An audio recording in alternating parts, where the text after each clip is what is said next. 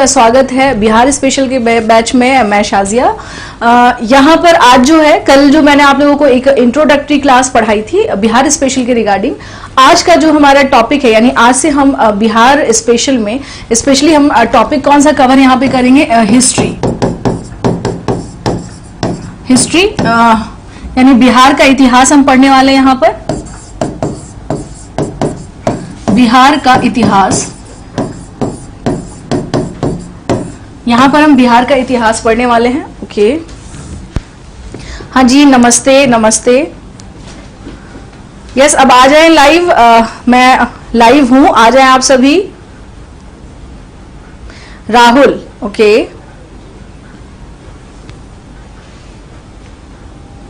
हाँ जी, नमस्ते।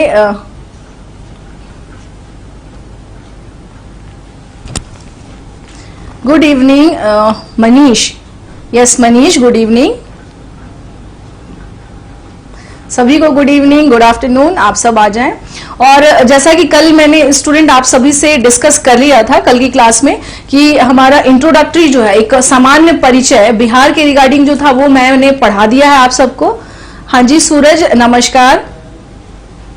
हाँ, जो इंट्रोडक्टरी क्लास था, यानी कि जो सामान्य परिचय है, इंट्रोडक्शन ऑफ बिहार, जो जनरल जो क्वेश्चंस उसके रिगार्डिंग आते हैं, वो सारी चीजें मैंने कल आप लोगों को बता दी थी।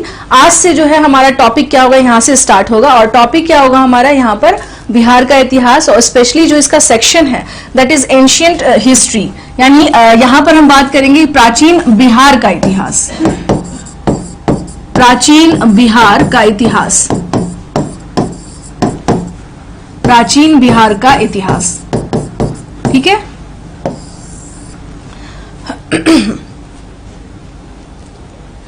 ओके, चलिए हम लोग फिर अब क्या देखते हैं यहाँ पर कि एंशिएंट बिहार के बारे में हम लोगों को यहाँ पर पढ़ना है। अगर हम बात करें तो देखते हैं सामान्य इतिहास, यानी कि जो इंडियन हिस्ट्री है उसका जो सेक्शन है, और जो बिहार के एंशिएंट हिस्ट्री का पोर्शन है वो लगभग क्या है, सेम ही है। बस कुछ चीजों का फर्क है, जैसे इंडस वैली सिविलाइजेशन से रिलेटेड कोई साइट वहां पर नहीं पाया गया है, बट जो पूरा का पूरा हम क्या देखते हैं कि जो टॉपिक है, यानी वो कहीं ना कहीं से क्या होगा, वो एक साथ वैसा ही चलेगा। तो यहाँ का यानी आज का जो टॉपिक है स्टूडेंट, हमारा टॉपिक क्या रहेगा, that is stone age. Topic क्या रहेगा हमारा, स्टोन एज, पाषाण काल।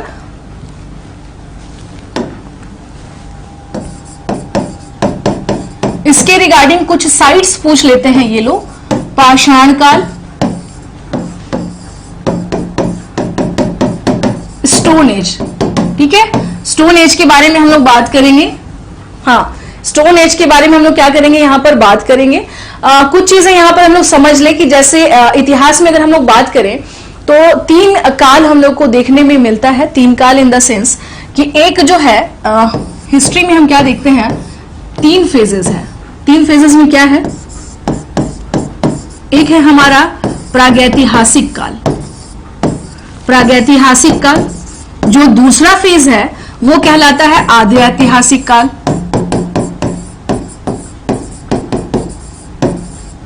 आदि ऐतिहासिक काल, ठीक है। और जो तीसरा फेज है वो क्या है हमारा, ऐतिहासिक काल। ऐतिहासिक काल, ठीक है। तो ऐसी मान्यता है, यानी इस टाइम पीरियड पे अगर हम बात करें कि जो भी हमारे पास जो सोर्सेज हैं, जो भी हमारे पास सोर्सेज हैं, क्या उस सोर्सेज को हम पढ़ पाते हैं, यानी जो भी स्रोत हैं, इट मीन्स हम बात क्या कर रहे हैं यहाँ पर, सोर्स के बारे में, यानी सोर्सेस के बारे में। तो यहां हम लोग बात करें तो देख सकते हैं यहाँ पर कि ये क्या है, रीडेबल नहीं है, नॉट रीडेबल,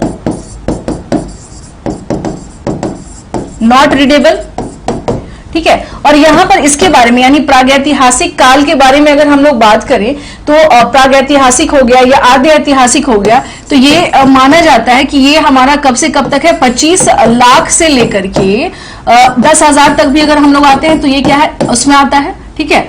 और यहां पर हम लोग क्या देखते हैं, आदि ऐतिहासिक, ये थोड़ा से आगे हम बढ़ेंगे कि अगर ये 10,000 से जाएगा ऊपर, यानी कि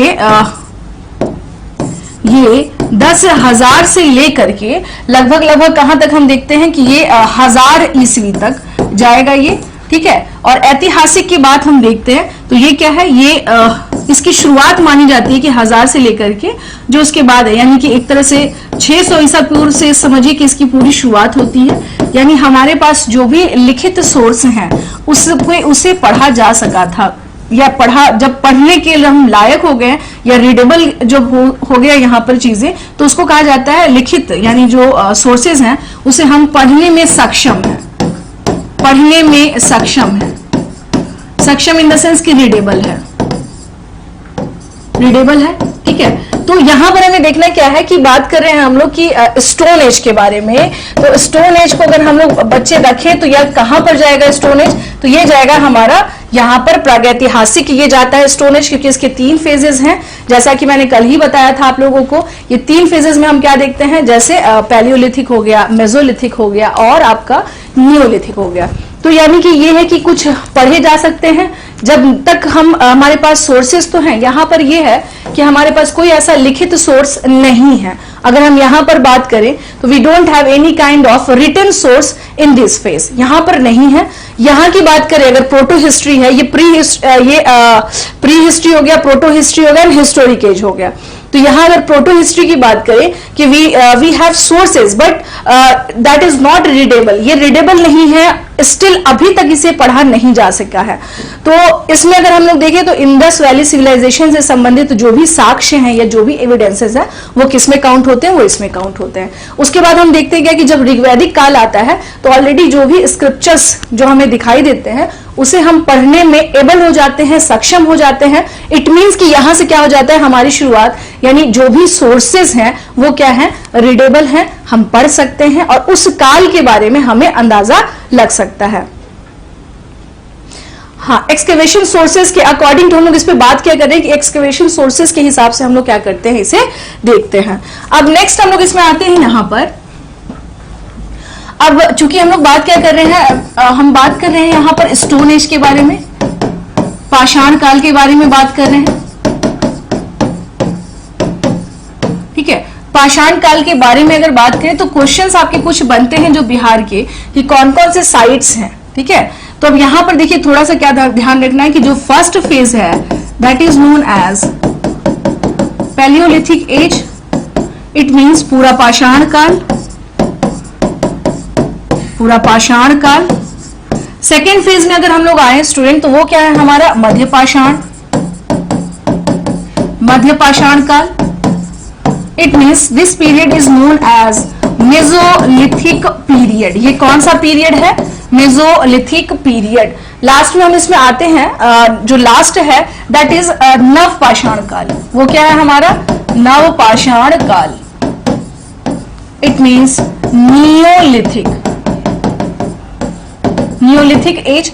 अब बात करें कि इसका भी टाइम पीरियड की अगर हम बात करें कि इसका टाइम पीरियड कब है, ये वही टाइम पीरियड है, यानी फ्रॉम 25 लाख टू, इसको माना जाता है कि लगभग कब तक है ये 10,000 ईसा पूर्व तक ये टाइम पीरियड है, 10,000 ईसा पूर्व तक। मेसोलिथिक की बात करें तो ये हम क्या देखते हैं, ये 10,000 ईसा पूर्व से स्टार्ट हो रहा है और ये जाता है कब तक, 4,000 ईसा पूर्व तक, 4,000 ईसा पूर्व तक। नेक्स्ट अगर हम लोग उसमें बात यहां पर आए नियोलिथिक अगर हम बातें हैं तो ये देखते हैं हम लोग क्या कि 4,000 ईसा पूर्व से, इट मीन्स कि एक तरह से हम देख सकते हैं कि जो सिंधु सभ्यता स्टार्ट होता है तो उसके बाद का जो टाइम पीरियड है यानी 4,000 से लेकर के नवपाषाण का मतलब ही हो गया कि इंडस सिविलाइजेशन के बाद भी, तो ये पूरा का पूरा यहां पर अगर आप आए तो ये पूरा का पूरा काल क्या है, नवपाषाणिक काल है।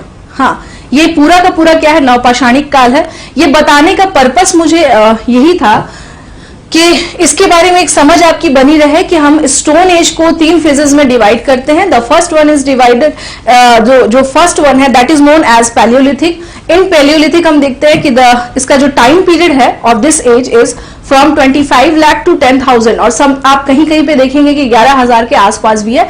तो यहाँ पर कोई इशू नहीं है। मैंने हमेशा बताया कि हिस्ट्री में थोड़ा बहुत क्या है डिफरेंस जो है अगर कुछ ईयर्स का, तो वो क्या होता है, मैनेजेबल होता है, बिकॉज ये वो टाइम पीरियड है जब हमारे पास किसी भी प्रकार के सोर्सेज नहीं है जानने के। It is all about prediction और एक्सकेवेशन, और जो सोर्सेज मिले हैं उससे ही क्या करते हैं यहाँ पर अंदाजा लगाने की कंडीशन में रहते हैं। नेक्स्ट हम लोग आते हैं मध्य पाषाण की बात करें तो मध्य पाषाण का मतलब ही हो जाता है transition phase.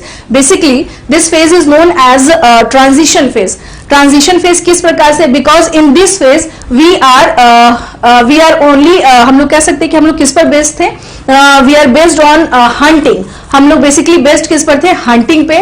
But in this phase हम क्या देखते हैं कि यहां से क्या हो जाता है, थोड़ी स्थिति चेंज होती है। चेंज किस कंटेक्स्ट में होती है? हाँ जी बिल्कुल, सबका स्वागत है। हाँ, सबका स्वागत है। यस, मतलब अगर बात करें कि आइस एज जो है, जब पृथ्वी धीरे धीरे पिघलना, यानी कि जो हिम की जो परतें हैं, जो बर्फ की चादर धीरे धीरे जब पिघलने लगी और उसके बाद ये पृथ्वी इंसानों के रहने के लायक बनने लगा, तो हम क्या देखते हैं कि इससे क्या चेंजेस क्या आया? चेंजेस ये आया कि एक बड़े स्तर पर हम क्या देखते हैं कि जो स्तनधारी हैं उनका आना शुरू होता है यहाँ पर, और फिर उसके बाद धीरे धीरे हम क्या देखते हैं कि यहाँ पर मनुष्य का आगमन, यानी जो कपी वाला जो फेज है कि किस तरह से इंसान पहले बंदर था, फिर धीरे धीरे चेंजेस आया और उसके बाद फाइनली हम लोग क्या हो गए, होमो सेपियंस में कन्वर्ट हुए। तो ये सब क्या है, ये एक बेसिक नॉलेज है। Yes, I am also from Bihar, Farhan, okay.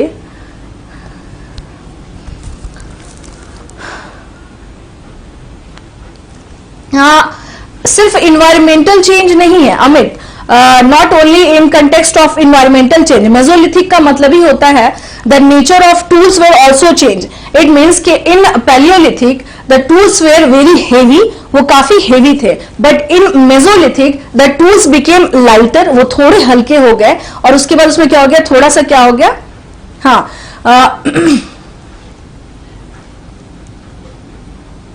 Okay, ठीक है। तो यहां पर अगर आप बात कर रहे हैं कि मैम सिर्फ और सिर्फ ट्रांजिशन का मतलब ही होता है कि हर मामले में क्या है, वहां पे वो अपने फर्स्ट फेज से क्या हो रहा है, चेंज हो रहा है। यहां पर कहते हैं कि यहां पर पशुओं को पालतू, यानी डोमेस्टिकेशन जो कहते हैं, एनिमल्स को पालतू बनाने की जो प्रक्रिया है वो यहां पर शुरू हो जाती है मध्य पाषाण में, जो कि पैलियोलिथिक में ऐसा नहीं था। तो टूल्स जो है उसके नेचर भी चेंज हो गए, हम देख रहे हैं। उसके अलावा अगर हम लोग बात करें तो यहां पर क्या हम देखते हैं कि उसके अलावा ये भी है कि साथ में हम देख रहे हैं कि पशुओं को पालतू बनाया जाने लगा है, डोमेस्टिकेशन ऑफ एनिमल्स शुरुआत हो चुकी है यहां पर। अब धीरे धीरे, यानी अब जब हम आगे बढ़ते हैं तो फिर हम क्या देखते हैं, हाँ, अब हम धीरे धीरे क्या देखते हैं कि जब नियोलिथिक पर जाते हैं तो यहां पर शुरू हो जाता है एग्रीकल्चर। एग्रीकल्चर जो है ये था इसका सबसे special characteristic, this is the special characteristic of neolithic period, कि यहां पर हमने क्या किया है कि we started agriculture in this era. हम इस एरा में ही क्या करने लगते हैं, कृषि की शुरुआत देखते हैं कि यहां पर हो जाती है। अब बात करें यहां पर कि बिहार के कंटेक्स्ट में हम देखें, ठीक है ना, हमें क्या देखना है अब यहां पर कि बिहार के कंटेक्स्ट में, ये तो बस मैंने एक आपको आइडिया दे दिया। अब बात करें बिहार में, यानी कि पाषाण काल से संबंधित महत्वपूर्ण स्थल बिहार में कौन कौन से हैं।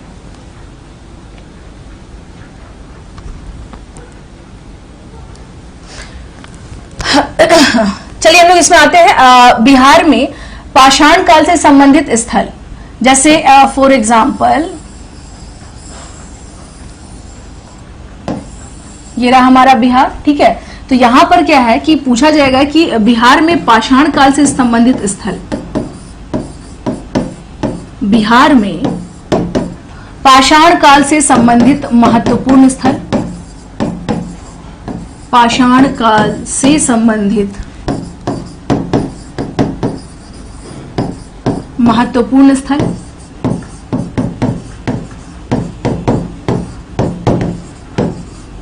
Important sites related to Stone Age,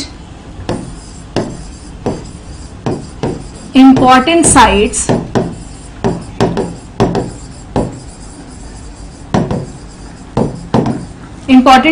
related to Stone Age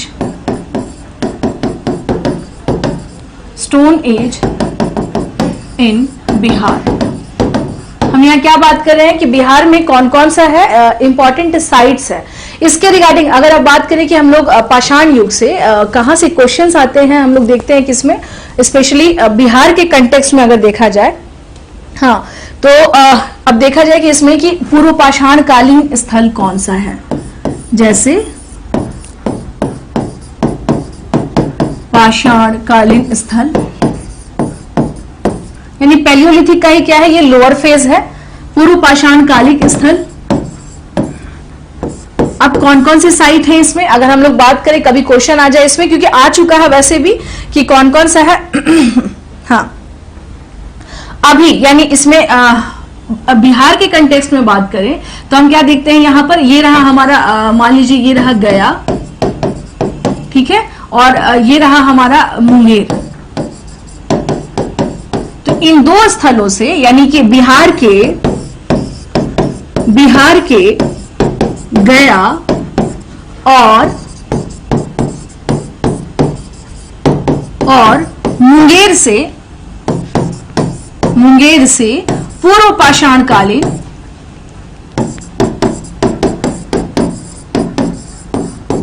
स्थल, पूर्व पाषाण कालीन स्थल से संबंधित उपकरण पाए गए हैं। उपकरण का मतलब हो गया यहां पर टूल्स। उपकरण क्या किए गए हैं, यहां पर पाए गए हैं। उपकरण क्या किए गए हैं, यहां पर पाए गए हैं। उपकरण का मतलब होता है स्टूडेंट यहां पर टूल, यानी किस टाइप के tools, we are talking about stone tools. हम किसके बारे में बात कर रहे हैं, हम बात कर रहे हैं स्टोन टूल्स के बारे में जो यहां पर पाए गए हैं। तो एक तो ये क्वेश्चन हो गया कि हम देखते हैं कि अगर बात किया जाए कि बिहार में वैसे कौन से दो जगह हैं जहां पर पूर्व पाषाण कालीन से भी संबंधित हम देखते हैं कि यहां पर साइट्स पाए गए हैं, ठीक है। तो वो ओके, ओ थैंक्स क्या है नाम, अमित, ओके थैंक्स। हाँ, ये मैं बता रही थी आप लोगों को कि इसमें करना क्या है, समझना इन द सेंस कि अगर आपका क्वेश्चन आ जाता है, इसको क्वेश्चन के फ्रेम में रख के देखिए कि अगर आपसे अगर क्वेश्चन पूछा जाए कि बिहार में कौन ऐसे स्थल हैं, कौन ऐसे दो स्थल हैं, मे बी अगर हो सकता है कि ये पेयर में करके दे दे, या मे बी हो सकता है कि ये सिंगल रहे। तो अगर पेयर में है तो हम क्या कहेंगे, आंसर होगा हमारा कि बिहार में ऐसे कौन से दो स्थल हैं जो पूर्व पाषाण कालिक से संबंधित उपकरण जहां से पाए गए हैं। ओके, तो इसका जो सही आंसर होगा वो क्या है, गया और मुंगेर। यहां से हम क्या देखते हैं कि यहां से जो पूर्व पाषाण कालीन जो है स्थल यहां से पाए गए हैं, ठीक है। अब बात करेंगे हम लोग कि ये तो हो गया आपका पूर्व पाषाण। अब बात करेंगे हम लोग यहाँ पे कि मध्य पाषाण से संबंधित स्थल। इसे मैं यस, अब यहाँ पे अगर मान लीजिए आपका क्वेश्चन ये आ जाए कि बिहार में मध्य पाषाण काल से संबंधित स्थल कौन से हैं, मध्य पाषाण काल में कौन से स्थल पाए गए हैं, तो आप देख सकते हैं यहाँ पर। अब जैसे बात करें हाँ कि बिहार में अगर हमारा क्वेश्चन ये रहा कि बिहार में मध्य पाषाण काल से संबंधित कौन सा स्थल है, बिहार में मध्य पाषाण काल से संबंधित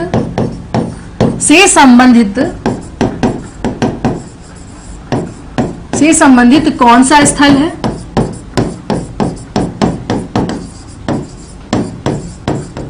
या कौन सा जगह है जो कि उससे संबंधित है। अगर मान लीजिए हमारा क्वेश्चन रहा ऑप्शन के तौर पर, that is Munger, the second one is Bettiah,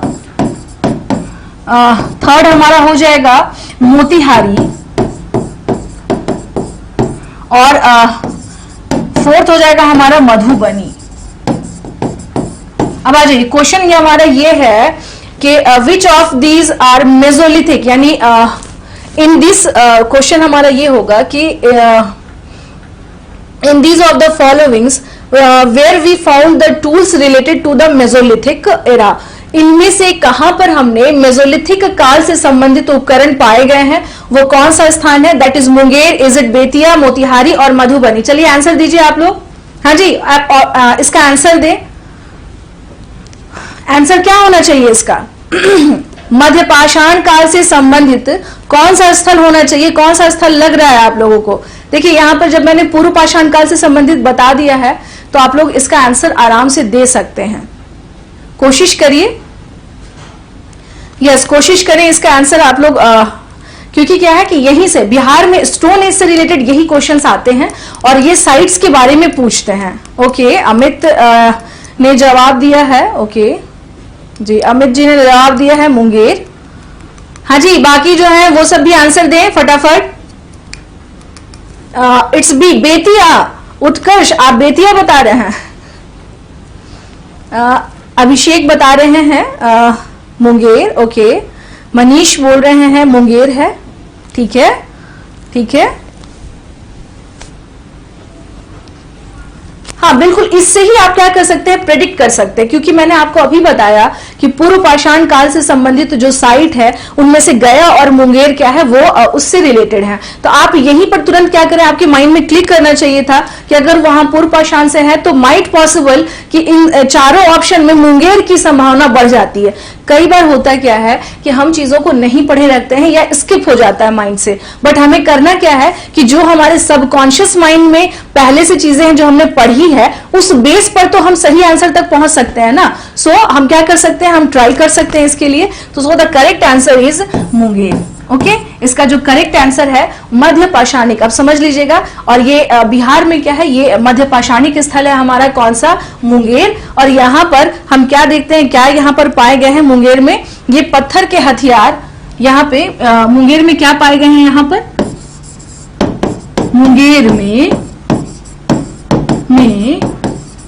पत्थर के, मुंगेर में हम क्या देखते हैं, पत्थर के धारदार हथियार पाए गए हैं, पाए गए हैं। अब धारदार हथियार, ये मत सोचिएगा कोई धातु का, वो जब भी होगा वो किसका होगा, यस, एलिमिनेशन मेथड के को अपना करके हम बिल्कुल सही आंसर तक पहुंच सकते हैं। इसके लिए क्या करना है, एक अपनी तरफ से एक बेहतर प्रयास कोशिश की जा सकती है, इससे हम सही आंसर तक पहुंच सकते हैं। जैसे मैंने अभी ये बताया नहीं था आपको, लेकिन मैंने आपसे क्वेश्चन कर दिया, तो आप इसके लिए क्या, आपको आप लोग इसके लिए हमेशा क्या रहे, तैयार रहें, ठीक है, कि इस तरह के भी क्वेश्चन हो सकते हैं मे बी, जो हमने कभी ना सुने हो, जो हमें नहीं पता हो। तो हम क्या देखते हैं यहाँ पर कि मुंगेर में हम क्या देखते हैं, पत्थर के, धारदार पत्थर के हथियार पाए गए हैं। तो ये है सही आंसर, क्या है हमारा, मुंगेर, ओके।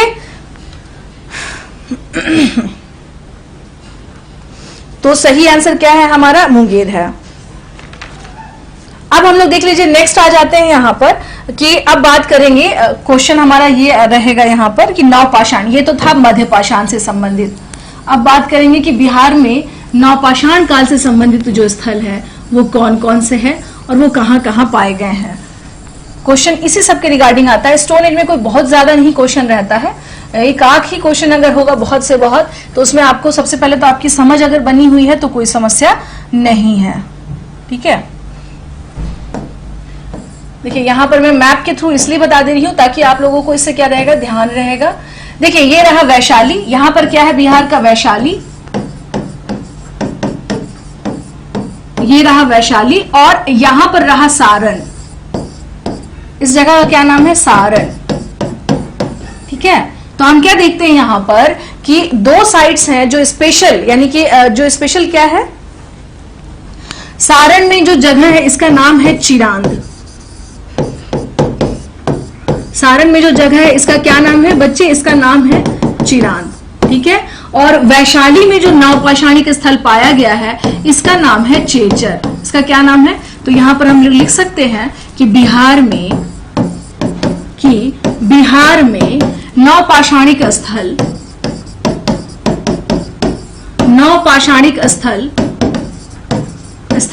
सारण के चिरांद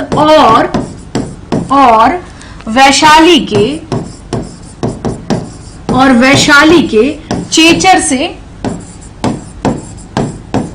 से पाए गए हैं। इट मीन्स, इसका मतलब ये हुआ कि Neolithic sites in Bihar, it means that Neolithic site in Bihar is Chirand, which is in Saran and Chechar. सो इसके बारे में क्या करना है, इसे अपने माइंड में फिक्स कर लेना है, क्योंकि इसके रिलेटेड क्या है, कुछ क्वेश्चन आते हैं। उसके अलावा भी आपको बता दूं, अगर कभी आ जाए कि अगर क्वेश्चन अगर इसमें ये आ जाए कि बिहार में चिरांद और चेचर क्यों फेमस है? हाँ, सारण जिले का चिरांद है। 5 ऑप्शन, हाँ बिल्कुल। मान लीजिए जैसे अगर किनका क्वेश्चन है फरहान पूछ रहे हैं एलिमिनेशन मेथड। हाँ, क्वेश्चन के तौर पर अगर सुन लीजिए, हाँ मनेर अभी बता रही हूं मैं, इसमें और भी है, मनेर हो गया, ताराडी हो गया, ताराडी गया के पास है, सेनुआर हो गया, और क्या बता रहे हैं आप? हाँ, तो यहां पर अभी देख लीजिए, यहां पर कुछ चीज आपको बता दूं, जैसे कि ये तो रहा हमारा नौपाषाणिक स्थल रहा, उसके अलावा गया, यानी ये कहाँ है? गया के पास में कौन सी जगह हम देख रहे हैं? ताराडी। ये भी क्या है? न्यूलिथिक साइड है। मनेर के लड्डू बहुत मनेर जो है, मनेर का लड्डू ही फेमस है। हाँ, सिलाव का खाजा फेमस है, तो मनेर भी जो है उससे क्या है? रिलेटेड जगह है। ठीक है, श्वेतपुर भी एक जगह है। कुछ और भी साइट हैं जो इससे रिलेटेड हैं, जैसे श्वेतपुर हो गया, उसके बाद हम क्या देखते हैं? सेनुआर हो गया। ये सब क्या है? ये हमारे न्यूलिथिक साइट है, नवपाषाणिक स्थल है बिहार में, जहां पे बिहार में हम क्या देखते हैं कि बिहार से संबंधित जो स्पेशल न्यूलिथिक के रिगार्डिंग जो साइट्स, जो जगह है, जहां पर हम लोग देखते हैं क्या कि इससे संबंधित साक्ष्य पाए गए हैं, एविडेंसेस पाए गए हैं। साक्ष्य कहां पर मिले हैं? एविडेंसेस साक्ष्य। ठीक है ना, तो ये साक्ष्य हम लोग क्या देख रहे हैं कि यहाँ पर स्पेशली ताराडी हो गया जो गया के पास है, चेचर, वैशाली, सिरान। लेकिन ध्यान रखिएगा यहाँ इंपॉर्टेंट कौन है ये भी ध्यान रखना है। इंपॉर्टेंट कौन है? ये हो गया और ये हो गया। ठीक है, ये दो क्या है? काफी इंपॉर्टेंट है, क्योंकि इससे रिलेटेड काफी क्वेश्चन आ चुका है। अच्छा, आप सिलाव से हैं? ओके। हाँ भाई, सिलाव का खाजा बहुत ज्यादा फेमस है। हाँ, अपने आप में ही वो क्या है? बहुत ही फेमस है। अभिषेक ठीक है, तो हम क्या देखते हैं कि ये था हमारा बिहार से रिलेटेड जो स्टोन एज के रिगार्डिंग जो इंपॉर्टेंट साइट्स हैं, हमने उसके बारे में क्या किया, यहाँ पर डिस्कस किया है कि किस टाइप के क्वेश्चंस आते हैं और किस टाइप के क्वेश्चंस बनने के चांसेस होते हैं। ठीक है, किस टाइप के क्वेश्चंस आते हैं और किस टाइप के क्वेश्चंस बनने के चांसेस होते हैं, किसके मामले में हम देखते हैं? हाँ, किसके मामले में देखते हैं हम लोग? स्पेशली नवपाषाणिक स्थल से संबंधित जो जगह है।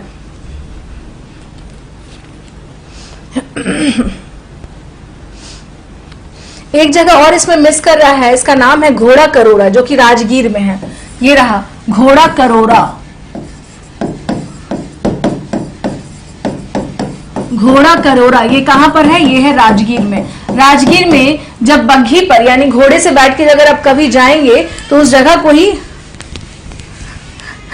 अच्छा जी, पहले पढ़ लीजिए। I am in Muzaffarpur in Bihar. अच्छा, ये कहिए नरेश कि that ma'am I am from Muzaffarpur and right now I am in Bihar. हाँ, ठीक है ना, ये कहिए कि I am from Muzaffarpur and right now I am in Bihar. ठीक है, उपकरण की बात करेंगे ना तो स्टोन के ही इनके टूल्स हैं। कुछ अलग से अगर आप सोच रहे हैं कि धातु से संबंधित कुछ टूल्स मिल जाएंगे तो ऐसा नहीं है, धातु से संबंधित कोई टूल्स नहीं मिलते हैं। ये जब भी मिलेंगे इस टाइम पे तो हम क्या देखते हैं यहाँ पर, यानी कि जो भी, जैसे मान लीजिए अगर नवपाषाणिक की बात करें तो इनका क्या हम देखते हैं, इनके मृदभांड है। ठीक है ना, मृदभांड है। मृदभांड में भी क्या हम देख रहे हैं कि रेड ब्लैक पॉटरीज यहाँ पर मिला है। मृदभांड इन द सेंस पॉटरी, मृदभांड बोला जाता है। अगर बिहारी लैंग्वेज में इसको बात करें तो मिट्टी के बर्तन। अगर हम लोग इसको स्पेसिफिक बिहारी टर्मिनोलॉजी में देखें तो पॉटरी नहीं समझ पा रहे हैं अगर मृदभांड भी नहीं समझ पा रहे हैं तो इसका मतलब क्या होता है, ये है बेसिकली मिट्टी के बर्तन। तो मिट्टी के बर्तन से भी अंदाजा लगाया गया है, क्योंकि नवपाषाणिक काल में क्या था, कृषि होने लगी थी। अब कृषि होने लगा, इस बात को इस तरह समझिए कि अगर हम खेती कर रहे हैं तो हमारे पास क्या होगा, सरप्लस होगा। सरप्लस यानी अधिशेष बचेगा और उस अधिशेष को हम क्या करेंगे, रखने की कुछ ना कुछ व्यवस्था करेंगे। उससे एक कम्युनिटी कम्युनिटी डेवलप होगा, फिर धीरे धीरे क्या हो जाएगा, लोग बर्बर से सिविलाइज्ड होते जाएंगे। तो नवपाषाण का मतलब ही हो जाता है कि एक सभ्य मानव, ओके, सिविलाइज्ड मैन की कहानी जो होती है, जो है, that is known as neolithic, यानी नियोलिथिक से ही हम क्या देखते हैं, इसकी शुरुआत हो जाती है। मटका हाँ, मटका, घड़ा, इनफैक्ट बिहार में भी अलग अलग क्षेत्रों में कहीं घैला बोला जाता है, पटना चले जाएं तो घैला, ठीक है। आप अभिषेक, आप जहां पर बता रहे गया साइड में, वहां लोग मटका बोल देंगे। कहीं इस तरफ आप आ जाएं, उत्तरी बिहार की तरफ अगर आप आ जाएं तो वहां हम क्या देखते हैं, वहां नाम क्या कहलाएगा, वहां कहलाएगा कि भाई क्या है, घड़ा है, ठीक है। तो अलग अलग क्षेत्रों में हम क्या देखते हैं कि भाषा, कहते हैं ना, बिहार में क्या कहा जाता है कि एक कोस पर, यानी 7 कोस पर पानी और बोली दोनों बदल जाता है।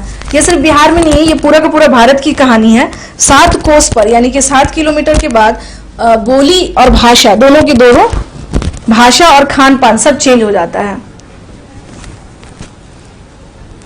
भोजपुरी में चरौई अच्छा, भोजपुरी में चरौई होता है, लेकिन अभिषेक, जहां आप गया साइड में आप बता रहे हैं, सिलाव वाला राजगीर नालंदा का बेल्ट है, वहां तो मागधी बोला जाता है, वहां भोजपुरी वाला बेल्ट तो वो है नहीं, है ना, घैला वहां तो मागधी बोला जाता है। देखिए, जो स्पेशली हम क्या देख रहे हैं, गया का जो बेल्ट है, हाँ, स्पेशली अगर हम लोग बात करें जो गया का बेल्ट है तो वहां मागधी वाला है। भागलपुर का जो क्षेत्र है वहां अंगिका बोला जाता है। मैम मैं यूके से हूँ कोई बात नहीं, कोई बात नहीं, चलिए, यूके का मतलब ही हो गया उत्तराखंड, ठीक है ना, कोई समस्या की बात नहीं है, कोई समस्या की बात नहीं है। अगर यूके से हैं तो नो इशू, तो और अच्छी बात है, हाँ, ये तो और अच्छी बात है।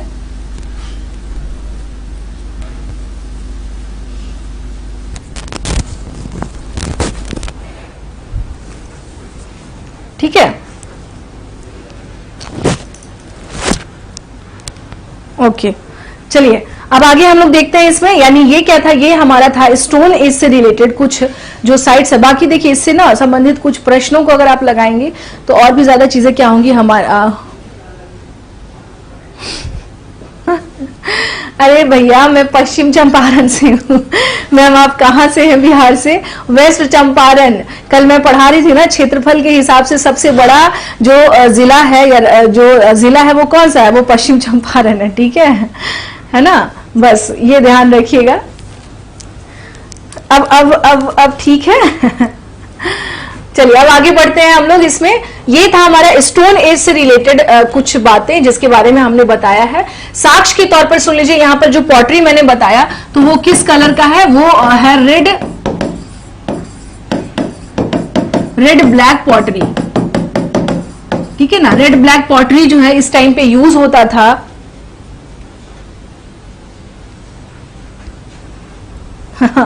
हाँ ठीक है ना, रेड ब्लैक पॉटरी उस टाइम पर क्या होता था, वहीं से यूज होता था।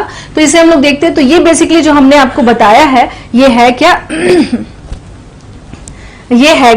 ये था स्टोन एज से रिलेटेड जो साइट्स हैं उसके बारे में। अब नेक्स्ट हम लोग देखेंगे फेज। इसके बाद जो फेज होता है, चूंकि इंडस सिविलाइजेशन नहीं है तो इसके बाद का जो फेज है वो क्या है, ऋग्वैदिक एज है।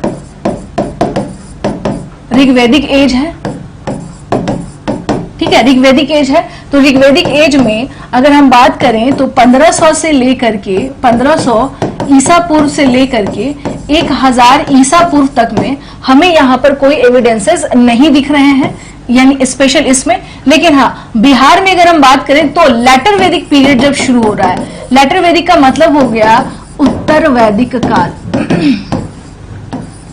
जब उत्तर वैदिक काल की शुरुआत होती है बिहार में, इस समय बिहार का क्या हो रहा है, आर्यकरण हो रहा है।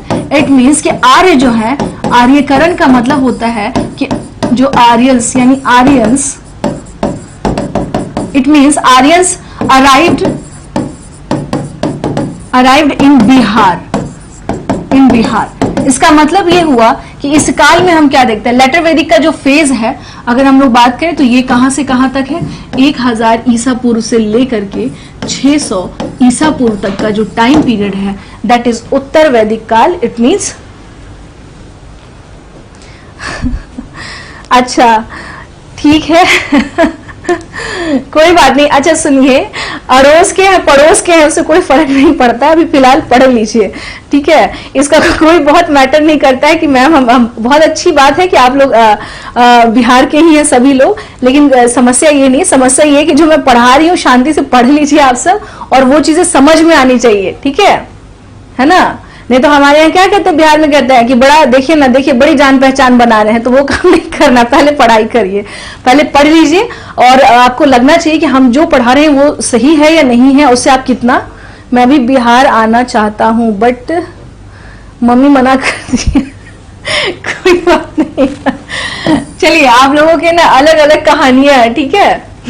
कोई बात नहीं है। यहाँ आइए हम लोग देखते हैं क्या कि लेटर वैदिक एज में, यानी जो मैं बता रही थी कि इसका मतलब ये हुआ कि बिहार में आर्यों का आगमन कब होता है। तो बिहार में हम देखते हैं बच्चे आर्य कब पहुंच रहे हैं, 600 ईसा पूर्व के पास। अब कहानी असल यहाँ शुरुआत होती है, यानी पिक्चर जो है वो स्टार्ट होगी यहाँ से, है ना।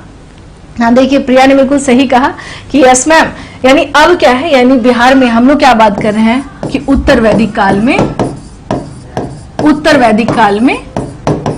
जो लेटर वैदिक एज है, यहां पर हम क्या देख रहे हैं कि बिहार में एक्चुअल जो है अब हिस्ट्री का जो पार्ट है वो अब यहां से शुरू होता है। वैसे भी देखिए हम आपको बता देते हैं कि स्पेशल बिहार के कंटेक्स्ट, बिहार नहीं इंडियन हिस्ट्री भी अगर आप पढ़ते हैं ना, तो बहुत सारे बच्चों को एक समस्या रहती है, मैम स्टोन एज में क्या स्टोन पढ़ रहे हैं, इंडस सिविलाइजेशन में क्या भवन पढ़ रहे हैं, लेकिन इंसान का आता पता नहीं है। तो एक होता है कि हम भी ह्यूमंस हैं और हमें ह्यूमंस के बारे में जानने में मजा आता है ना। तो ह्यूमंस हैं और ह्यूमंस के बारे में ही जानने में क्या है, हमें मजा आता है। तो ये भी हम लोग कह सकते हैं।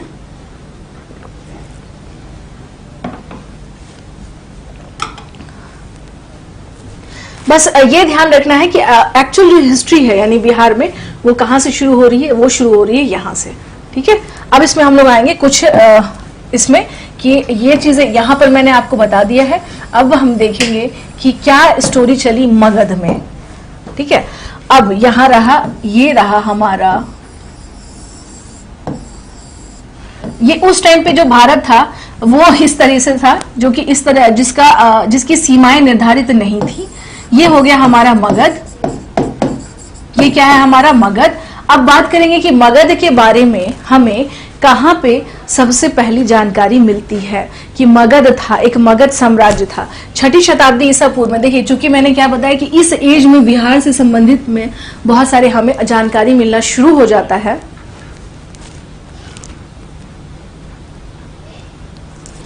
हाँ, सदानीरा का मतलब ही हो गया ना। देखिए सदानीरा का मतलब कल ही तो मैंने बताया था कि गंडक नदी को कहा जाता है, यस, शतपथ ब्राह्मण में है। तो वही तो मैं आपसे कह रही हूँ कि यहाँ पर हम क्या देखते हैं, पहले सुन लीजिए, यही तो मैं स्टोरी बता रही हूँ आपको कि मगध जो है इसका यानी उत्कर्ष, मगध का राइज ऑफ मगध,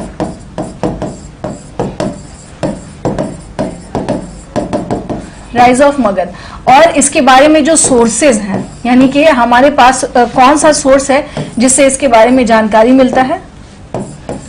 हम सोर्स की बात करें, सोर्स इन द सेंस कि स्रोत कौन सा है हमारे पास, स्रोत कौन सा है हमारे पास मगध के बारे में जानने के लिए। तो हम क्या देखते हैं यहाँ पर कि स्पेशली महाभारत में और पुराणों में हमें मगध के बारे में पता चलता है, ठीक है ना। सोर्स के बारे में बात करें तो हम क्या देखते हैं कि महाभारत और महाभारत के अलावा हम क्या देखते हैं, पुराणों में इसके बारे में जानकारी मिलती है। इट मीन्स कि the information regarding Magadha is mentioned in Mahabharata and Purana. This is Mahabharata and Purana, okay. तो पुराणों में और महाभारत में हमें इसके बारे में जानकारी मिलती है। बट यहाँ एक समस्या है स्टूडेंट, समस्या ये है कि इनके जो डेट है, डेट इन द सेंस की जो इनकी तिथि है, ये क्या है, डाउटफुल रहती है। तो एक अंदाजा लगाया गया है कि ये क्या होगा, ये जब भी होगा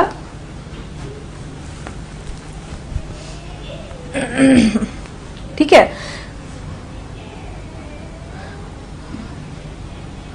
हाँ, चलिए, तो एक अंदाजा क्या लगाया जाता है, एक अंदाजा ये लगाया जाता है कि इस टाइम पीरियड पर, यानी कि महाभारत और पुराण में हमने क्या देखते हैं कि पहली बार मगध का इसमें क्या किया गया है, स्रोत इन द सेंस कि इसे में हम लोग कह सकते हैं यहाँ पर कि मगध के बारे में पहली बार पता चलता है हमें कहां पर, महाभारत में इसका उल्लेख है।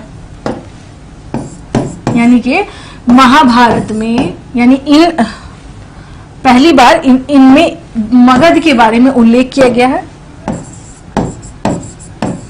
इनमें मगध के विषय में जानकारी मिलती है, it means information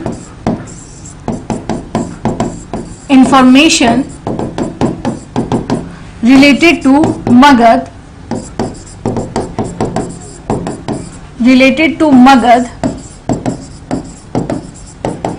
information related to Magad is mentioned in Mahabharata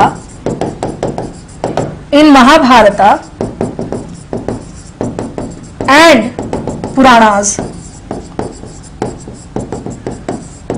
और हम कहा देख रहे हैं इसके बारे में, कहां पर जानकारी मिल रही है हमें, पुराणों से, और कहां से मिल रही है, महाभारत से इसके बारे में जानकारी हमें मिलती है। ये हमारा क्या है, ये हमारा क्या है, मेन सोर्स है जिसके बारे में हमें पता चलता है।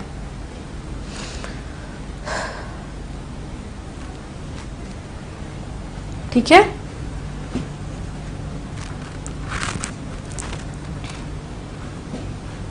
इसके बाद कुछ चीजें और है, जैसे कि ऋग्वेद में क्या बोला गया है।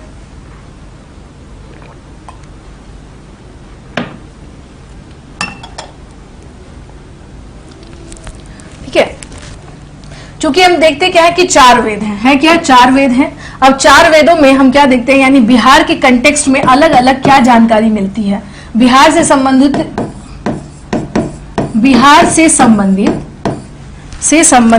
जानकारी, बिहार से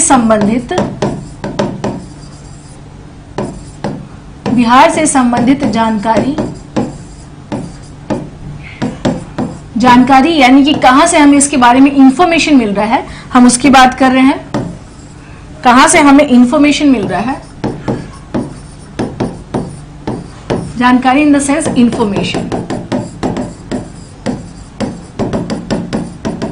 इंफॉर्मेशन की बात कर रहे हैं हम लोग, कहां से मिल रहा है।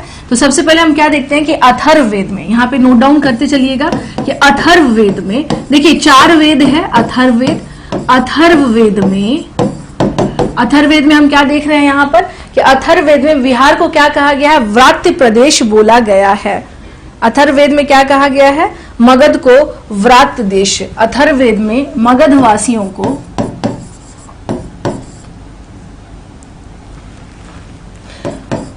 मगधवासियों इन द सेंस कि बिहार के जो निवासी हैं, मगधवासियों को या बिहार के निवासियों को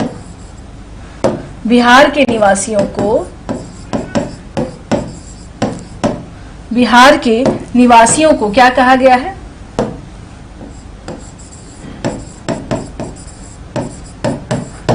बिहार के निवासियों को क्या कहा गया है, यहाँ पे नहीं, बिहार को ही स्पेशल, निवासियों को भी नहीं। अथर्ववेद में हम क्या देखते हैं, बिहार को व्रात्य देश के नाम से बुलाया गया है, व्रात्य देश के नाम से बुलाया गया है, के नाम से बोला गया है या लिखा गया है। ठीक है, अब बात करें कि ऋग्वेद में इसको बिहार के को किस नाम से संबंधित किया गया है ऋग्वेद में, तो हम क्या देखते हैं यहां पर, ऋग्वेद की बात करें तो ऋग्वेद में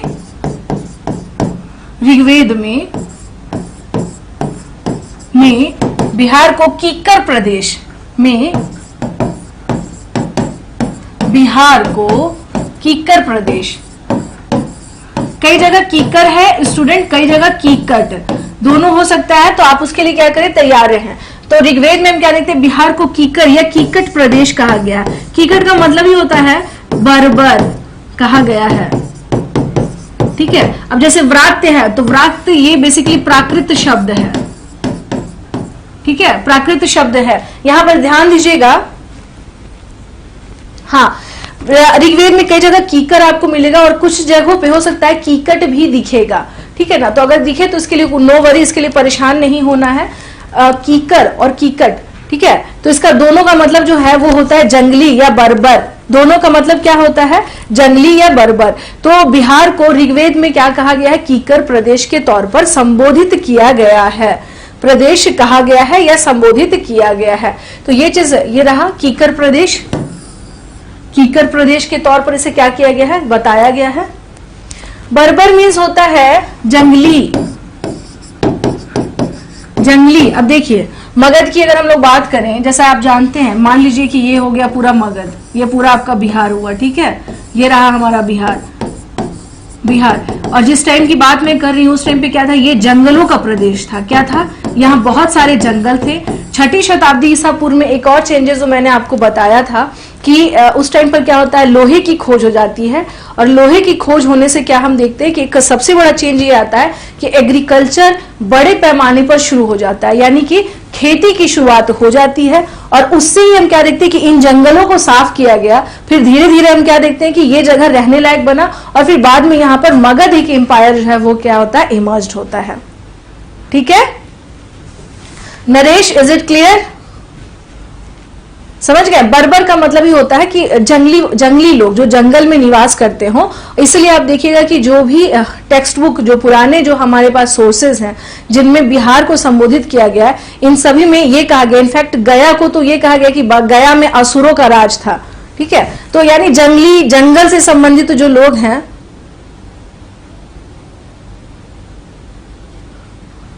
हाँ मैं वही कह रही हूँ कि कीकट जो है ना, कुछ जगहों पे अगर जैसे कीकट अगर आ भी गया ना तो उसके लिए बहुत परेशान नहीं होना। कीकर और कीकट दोनों आपको ध्यान रखना होगा।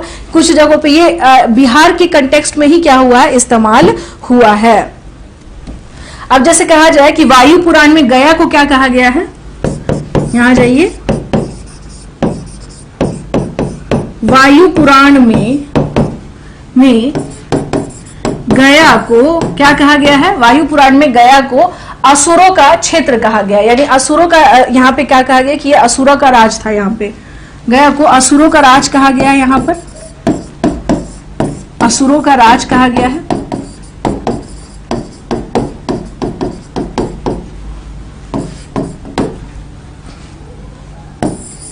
असुर का मतलब ही हो गया डेमंस, यानी इस तरह के लोग जो हैं वो कहां पर रहते हैं।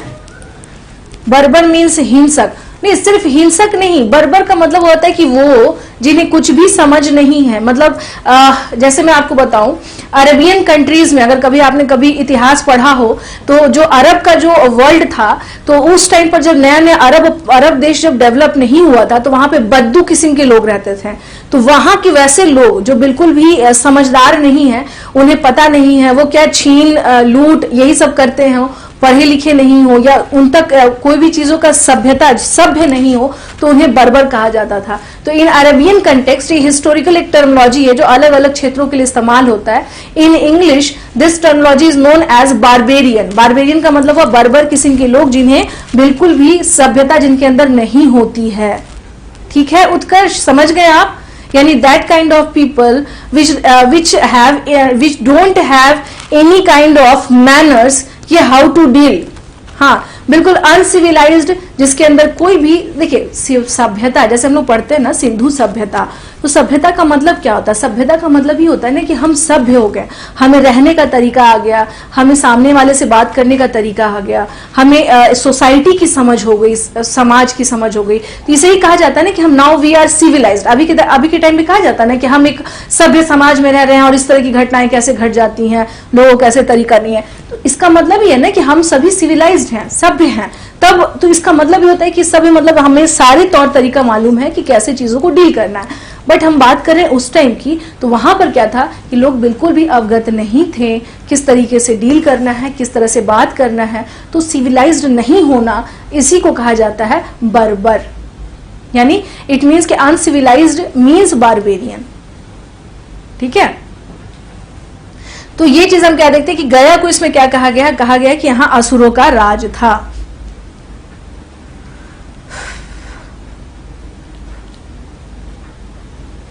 ठीक है। तो अब देखिए जैसे मैं कीकट बता रही थी ना, तो वायु, अभी मैं बार बार वही कह रही हूँ कि कीकर या कीकट का मतलब अच्छा नहीं होता है। जैसे ठीक है, इसको आप एक काम करिए, इसे यहां से हटा दिए। ऋग्वेद में कीकर कहा गया, ठीक है, वायु पुराण में कीकट कहा गया है। आइए वायु पुराण में हम क्या देखते हैं, इसे कीकट कहा गया है। यहां आ जाए, वायु पुराण में बिहार को कीकट, वायु पुराण में बिहार को कीकट प्रदेश बोला गया है। क्या बोला गया है, कीकट प्रदेश बोला गया है। अब कीकट मतलब अच्छा नहीं, समझ गए ना आप लोग। कीकट मतलब क्या होता है, असुरों का राज क्यों आ गया। अभी तो मैंने आपको बताया, असुर का मतलब कि जंगली, जहां पर इस तरह के लोग रहते हो।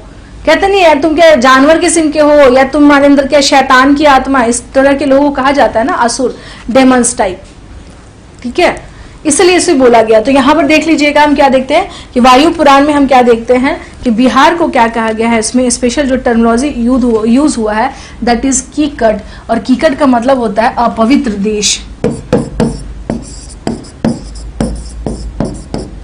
अपवित्र देश, ठीक है ना, अपवित्र देश इसे माना गया है, ठीक है, हाँ अपवित्र। देखिए यहाँ पर एक चीज आपको ध्यान रखना है कि ये जो समय था, यानी कि अगर आप बोलेंगे कि मैम ऐसा क्यों कहा गया था, तो उस टाइम पर जो गंगा का जो दोआब वाला क्षेत्र है, इट मीन्स गैंगेटिक जो प्लेन है, ओके, हाँ, इसका मतलब हुआ कि जो गैंगेटिक प्लेन है, गंगा नदी के आसपास का जो क्षेत्र है, वो विकसित नहीं हुआ था। ये 6ठी शताब्दी ईसा पूर्व में हम धीरे धीरे क्या देख रहे हैं, डेवलपमेंट होना शुरू हुआ है। तो इससे पहले जो मतलब अगर हम बात करें कि इंडियन सब कॉन्टिनेंट पे, भारतीय उपमहाद्वीप में अगर कोई क्षेत्र यानी कि जहां से कोई नदी बहती हो, तो वो कौन सा हम देख रहे थे कि सिंधु नदी का अपना महत्व है, ठीक है, सरस्वती नदी का अपना महत्व है। लेकिन उस टाइम पे गंगा के बारे में बहुत डिफाइन हमें नहीं पता चलता है, वो तो बाद में पता चलता है ना।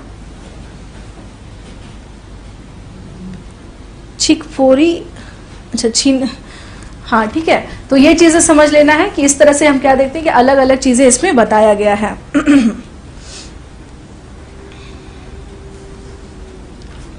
याद रखिएगा, ऋग्वेद में बिहार और बिहार के वासियों को कीकर कहा गया है, कीकर, ठीक है, हाँ कीकर बोला गया है। ये स्पेशली टर्मिनोलॉजी जो है ये यूज हुआ है।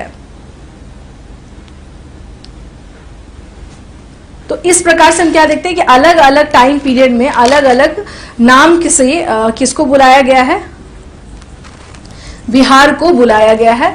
कीकर प्रदेश, कीकट प्रदेश, ठीक है, तो यानी बर्बर है, कहीं पे बोला गया कि असुरों का राज था यहाँ पर। तो इस तरीके से हम देखते हैं कि अलग अलग शब्दों का चयन किया गया है बिहार के कंटेक्स्ट में।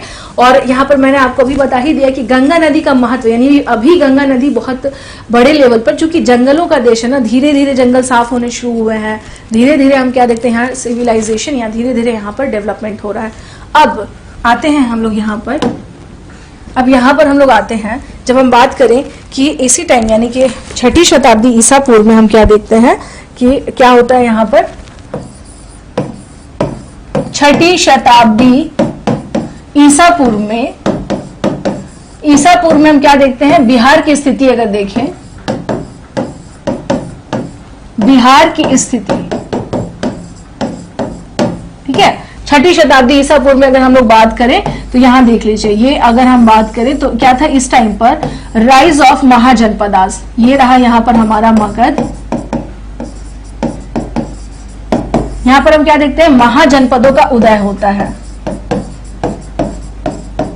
महाजनपदों का उदय होता है,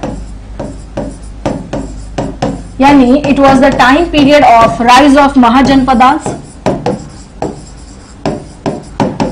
It was time period of rise of Mahajanpadas,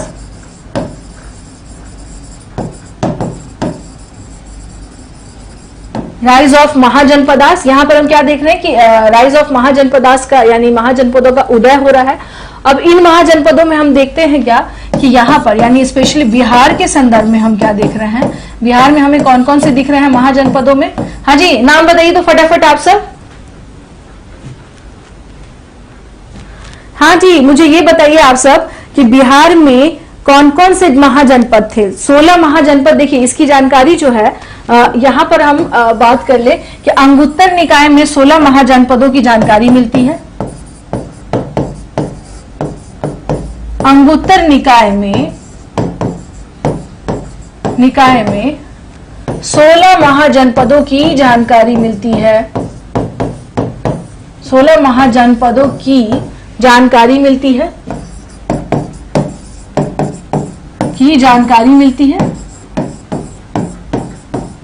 ठीक है ना। मेन सोर्स कौन सा है हमारा, अंगुत्तर निकाय। अब मेरा सवाल ये है कि बिहार में कौन कौन से महाजनपद थे। 16 महाजनपद जो हम देख रहे हैं, चलिए मुझे नाम बताइए, बिहार में कौन कौन से थे। अंग, मगध और चंपा। हाँ बताइए जी फटाफट, बिहार में कौन कौन से इस टाइम पे महाजनपद थे, जल्दी बताइए। बिहार में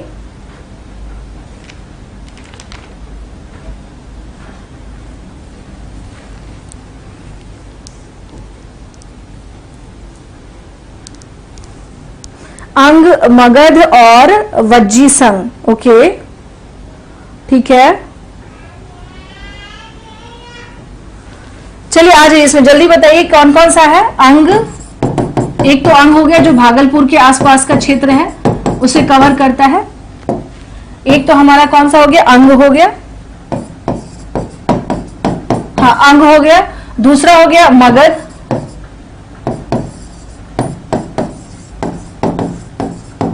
दूसरा क्या हो गया हमारा मगध। और तीसरा कौन सा हो गया, अंग, वज्जी,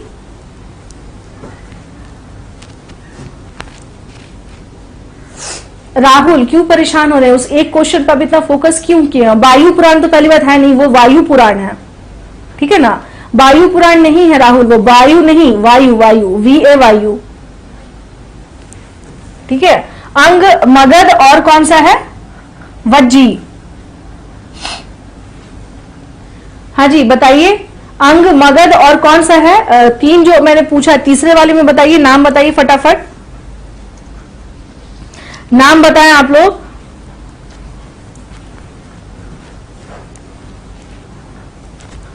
ठीक है, नाम बताइए इसे, अंग, मगध और वज्जी संघ। वज्जी संघ के बारे में बात करें तो ये क्या था, ये 8 कुलों को मिलाकर के बनाया गया था। 8 कुलों को मिलाकर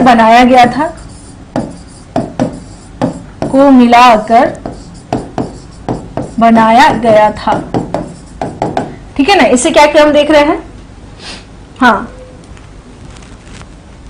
नॉर्थ बिहार में एक है, बिल्कुल। ये भी एक बहुत अच्छा मतलब बात कर सकते हैं, जैसे कि देख लीजिए यहां पर ये रहा।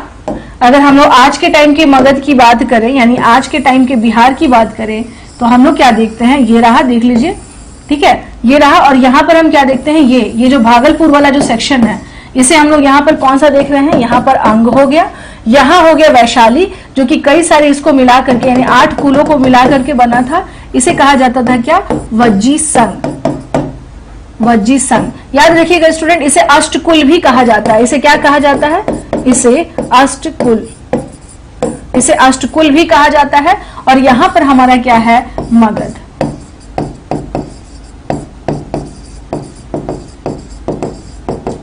और यहां पर हम क्या देखते हैं, मगध। तो 3 हम देखते हैं यहां पर कि महाजनपदों में, हाँ इसमें हम क्या देखते हैं, 3 अलग अलग जो है, यहां पर हम क्या देखते हैं कि स्पेशल महाजनपदों में 16 महाजनपद हैं। 16 महाजनपदों में से 3 महाजनपद हम कहां देख रहे हैं, ये हमारे कहां पर है, ये रहा बिहार में है, ठीक है ना। तो मगध की अगर बात करें, अब आते हैं हम लोग इसकी राजधानी की बात करते हैं। तो मगध की राजधानी क्या थी, गिरिव्रज। कई जगह ये राजगृह भी लिखा हुआ मिलेगा आपको। कुशाग्रपुर के नाम से भी ये जाना जाता था, ठीक है। अब आते हैं हम लोग वज्जी संघ के बारे में बात करें, ये रहा वज्जी संघ, मगध। अब आएंगे हम लोग यहाँ पर क्या, वज्जी संघ। ये क्या है हमारा, वज्जी संघ, हाँ सॉरी यहाँ है वज्जी संघ। तो वज्जी संघ की अगर कैपिटल की बात करें तो वज्जी संघ की कैपिटल क्या थी स्टूडेंट, ये थी वैशाली। वज्जी संघ की कैपिटल क्या थी? वैशाली। और इसके दो क्षेत्र और भी क्या थे, वो भी इंपॉर्टेंट थे। ये एक तो हो गया हमारा क्या, यस, विदेह, और एक जो है वो हो गया हमारा हाँ बताइए बताइए बताइए, एक तो विदेह हो गया और दूसरा कौन सा है, बताया जाए। हाँ, उसकी तीन जो राजधानी की बात कर रहे हैं, तो एक तो हो गया हमारा विदेह, कि विदेह उसकी राजधानी है, ठीक है। विदेह इन द सेंस कि एक मिथिला का क्षेत्र था जो विदेह के नाम से वो भी जाना जाता था, मिथिला हो गया, और एक कुंडग्राम, वो भी क्या था, फेमस था। वज्जी संघ में हम क्या देखते हैं कि वैशाली हो गया, मिथिला हो गया, और कुंडग्राम भी क्या था स्टूडेंट, फेमस था। कुंडग्राम जहां के कहां थे, महावीर स्वामी थे, जहां के महावीर स्वामी, हाँ, जहां के हम क्या देखते हैं, महावीर स्वामी, ठीक है, हाँ, महावीर स्वामी। तो ये क्या था, ये भी क्या था, इनका काफी इंपॉर्टेंट और इनका काफी महत्व रहा है इस क्षेत्र का। ये क्या है, हमारे 16 महाजनपद थे। 16 महाजनपदों में ध्यान से सुन लीजिएगा, 3 जो है महाजनपद वो हमारे बिहार में है। बिहार में से एक हो गया अंग, ठीक है। अंग की राजधानी की बात करें तो अंग की राजधानी हो गई चंपा, कैपिटल क्या हो गया, चंपा। चंपा। मगध का पता ही दिया मैंने यहां पर कि ये क्या है, राजगिरी एग्रीवज। और वज्जी संघ की बात करें तो इसका कैपिटल था वैशाली, ओके, वैशाली। और मिथिला, और उसके अलावा हम क्या देखते हैं, कुंडग्राम, ये भी इसके क्या थे, इंपॉर्टेंट साइट थे, ये भी क्या थे, इसमें इंपॉर्टेंट साइट थे।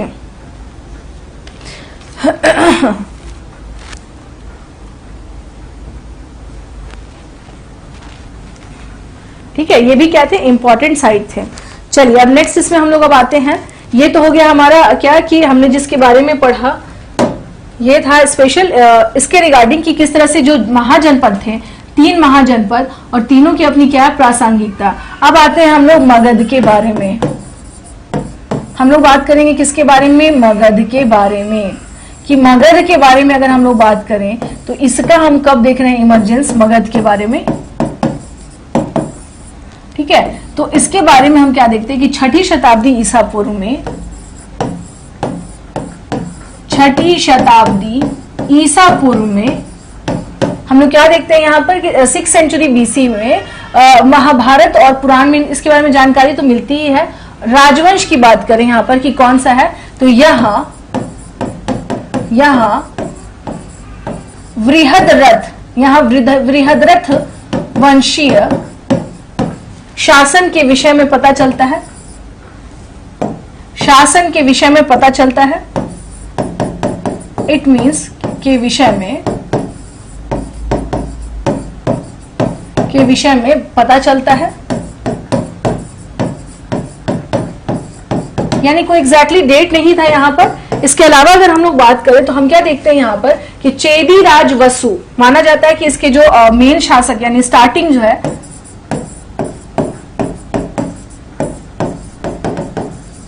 राजवसु, इसके इस वंश के प्रथम शासक थे। इट मीन्स कि Chedi Rajvasu was the first ruler of this dynasty, प्रथम शासक थे। यहां स्टार्ट ही हो रहा है, बृहद्रथ शासक थे। और इसके बाद यानी इनके बाद जो सबसे प्रतापी राजा जो आता है वो कौन था, बृहद्रथ। इस वंश का सबसे प्रतापी राजा, सबसे प्रतापी राजा कौन था, बृहद्रथ है। और उसके बाद हम देखते हैं जरासंध, राजा बृहद्रथ और जरासंध था। इट मीन्स कि मैं इंग्लिश में बोल देती हूं यहां पर। हाँ, इसका मतलब ये हुआ, ध्यान से सुन लीजिएगा कि इन जो अगर हम बात करें, चूंकि मगध का क्या हुआ है यहाँ पर, इमरजेंस हुआ है। मगध जो है एक इसके बारे में जानकारी हमें मिलनी शुरू होती है किसमें, पुराणों में और महाभारत में। अब बात करें कि यहाँ पर कौन सा पहला वंश था जिसने यहाँ पर शासन किया था, तो अगर वंश की बात करें तो सबसे पहले हम क्या देखते हैं यहाँ पे, बृहद्रथ वंश। यानी कौन से वंश की बात कर रहे हैं, बृहद्रथ वंश यहाँ पर क्या है, सबसे पहले हमें दिखाई देता है।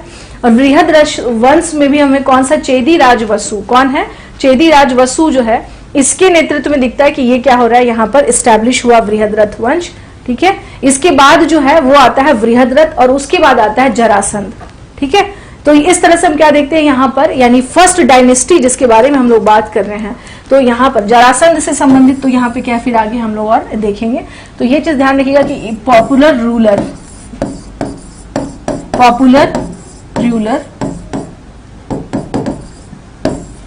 कौन कौन था, बृहद्रथ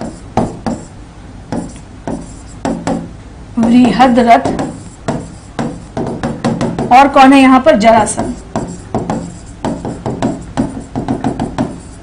और कौन है, जरासंध। तो ये दो लोगों को हम क्या देख रहे हैं यहाँ पर कि इसमें क्या है, ये लोग काफी ज्यादा फेमस थे, बृहद्रथ और जरासंध। तो चेदी राज वसु, अगर बात की जाए कि बृहद्रथ वंश के जो प्रथम शासक हैं, who was the first, Brihadratha वंश था ये, बृहद्रथ वंश था ये, ठीक है ना, बृहद्रथ वंश था ये, ठीक है।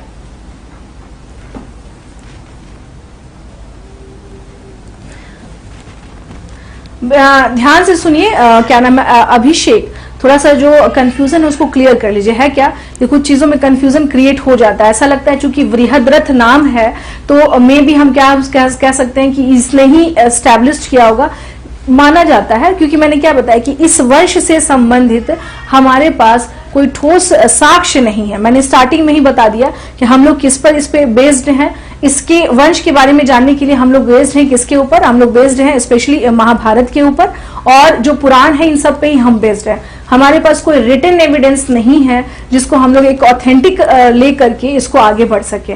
तो ऐसा माना जाता है कि चेदी राज वसु मेन थे, उनके ही नेतृत्व में क्या हुआ कि यहाँ पर हम देखते मगध जो है यहाँ पर एक शासक थे, उनका ही बाद में फिर हम क्या देखते हैं पुत्र हुआ बृहद्रथ, दो इंपॉर्टेंट रूलर हुए, और उसके बाद हम देखते हैं जरासंध, ठीक है। तो इस तरह से क्या है अभिषेक की, कहीं भी ये मत समझ लीजिएगा कि मैम या हेलो जो उज्जवल, यस, तो ये मत समझ लीजिएगा कि ये कहा गया है तो इसका मतलब है कि जैसे मान लीजिए फॉर एग्जांपल मैं आपको बताऊं, अगर बात करें दिल्ली सल्तनत के बारे में, तो दिल्ली सल्तनत को अगर देखिए तो कुतुबुद्दीन ऐबक ने तो स्टैब्लिश कर दिया था 1206 में, बट दिल्ली जो एक्चुअल कहा जाता है ना कि who was the actual ruler of Delhi सल्तनत का वास्तविक संस्थापक कौन था, तो he was Iltutmish.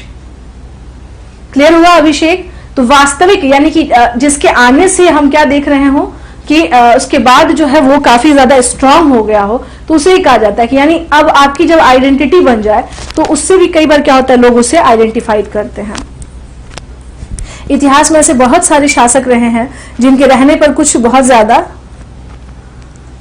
Actual Balban नहीं, कहां से कहां ले जाते हैं आप लोग, एक्चुअल बलबन नहीं, ये कभी क्वेश्चन ही नहीं आता है। इल्तुतमिश ने किया है पूरी तरह से कुछ भी, हाँ कुछ भी ऐसा कुछ भी आंसर मत दे दिया कीजिए कि मैम बलबन बहुत बाद में आता है, ठीक है, बलबन बहुत बाद में आता है, बट इल्तुतमिश ने ही क्या किया था, दिल्ली सल्तनत को प्रॉपर वे में एस्टैब्लिश किया था। तो सेम अभिषेक उसी कंटेक्स्ट में आपको समझना होगा कि यहाँ भी क्या है वैसी ही कहानी है कि ये आ तो गए हैं बट स्ट्रांग कब हो रहा है ये इन लोगों के रहने से, मगध के बारे में, हाँ स्ट्रांग कब हो रहा है मगध अगर हम लोग बात करें तो देखते हैं कि जब बृहद्रथ आता है और फिर जरासंध आता है तो कहानी उस टाइम पर क्या होती है, थोड़ी सी इनके बारे में एविडेंसेस मिलने शुरू हो जाते हैं, और उसके अलावा माना जाता है कि यही लोग क्या थे इस टाइम के मजबूत शासक थे। ओके, इज इट क्लियर अभिषेक? ये क्लियर है, अब तो समस्या नहीं है समझने में। इसलिए देखिए मैंने क्या किया, आप लोगों को प्रॉपर वे में इसे समझा दिया ताकि कंफ्यूजन न हो। हिस्ट्री में क्या है ना, नाम से भी कंफ्यूजन होता है कि क्या पता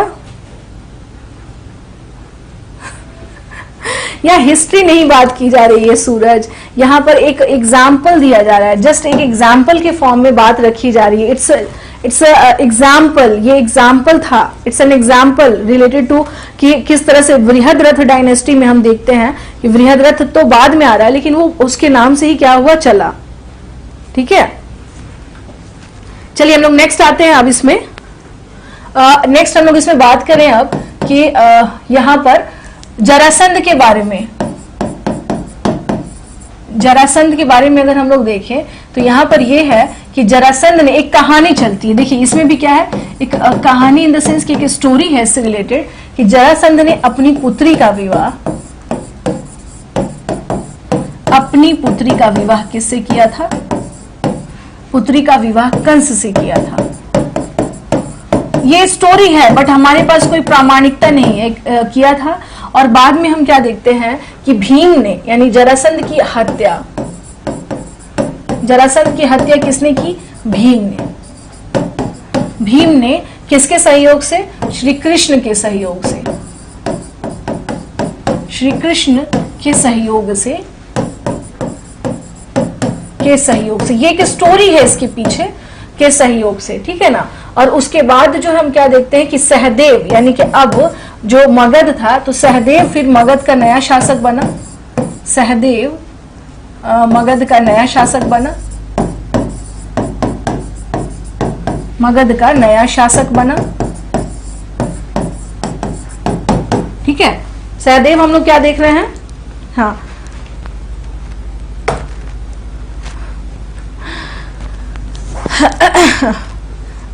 सबसे पहले ना तो क्लियर हो जाइए अभिषेक कि बुक और गाइड में क्या फर्क है। अगर आप सोच रहे हैं कि मैम हम लूसेंट पढ़ लेंगे तो वो बुक हो गया, तो बुक और गाइड में फर्क होता है बच्चे। इसको थोड़ा सा मैं आपको, अभिषेक मैं आपको बता रही हूँ कि जो भी चीजें हैं इसको थोड़ा सा क्लियर रखिएगा, ठीक है। सहदेव क्या है? मगध का नया शासक बना था। और इसके बाद यानी कि माना जाता है कि इसमें और भी शासक आए थे, लेकिन बृहद्रथ वंश का अंतिम शासक अगर हम बात करें, बृहद्रथ वंश का अंतिम शासक कौन था? रिपुंजय का अंतिम शासक रिपुंजय था। अभी मैंने क्या कहा, चेदी राजवंशों के बारे में कोई बहुत ज्यादा है नहीं, तो इसलिए उसको कंसीडर न करके किसको कंसीडर किया जाता है? कंसीडर किया जाता है बृहद्रथ या जरासंध को, ठीक है। इसलिए इसके लिए इतना परेशान नहीं होना है, चीजें बहुत सारी होती हैं और एवरीथिंग अगर वो सब सही हो जाए तो ऐसा तो है नहीं। बृहद्रथ वंश का अंतिम शासक कौन था? रिपुंजय, ठीक है। बृहद्रथ वंश का अंतिम शासक की अगर हम लोग बात करें कि वो शासक कौन था, तो वो था रिपुंजय, ये ध्यान रखिएगा। हाँ, बृहद्रथ शासक का अंतिम जो शासक है वो कौन है? रिपुंजय। और रिपुंजय अब क्या अब देख रहे हैं क्या कि अब यहाँ पर हत्याओं का दौर शुरू होगा, ठीक है। अब जैसे कि रिपुंजय की हत्या इसके दरबारी मंत्री ने की, इसके दरबारी मंत्री ने की, इसके दरबारी मंत्री ने क्या की? इसकी हत्या कर दी, ठीक है ना। और उसका नाम क्या था? उसका नाम था, हाँ, इसके दरबारी ने क्या है, हम देखते हैं कि इसकी हत्या कर दी, ठीक है। और इसके भी यानी रिपुंजय की भी हम देखते हैं क्या मंत्री, जिसका क्या नाम था? पुलिक। अब क्या देखते हैं कि पुलिक की हत्या इसके दरबारी सामंत ने की, इसके दरबारी सामंत ने की, ठीक है। यहां पर यह चीज ध्यान रखना, पुलिक की हत्या किसने की? रिपुंजय की हत्या इसके दरबारी मंत्री ने की जिसका नाम था पुलिक। पुलिक की हत्या किसने की? इसके दरबारी सामंत ने की और उसका नाम था भट्टीय। उसका नाम क्या था? भट्टीय। उसका नाम क्या था जिसने से हाँ, दरबारी सामंत जिसने से मारा, उसका नाम था भट्टीय। और ये भट्टीय कौन था? यहीं से होती है असल कहानी शुरू। ये था बिंबिसार का पिता, ये था बिंबिसार का पिता, ठीक है।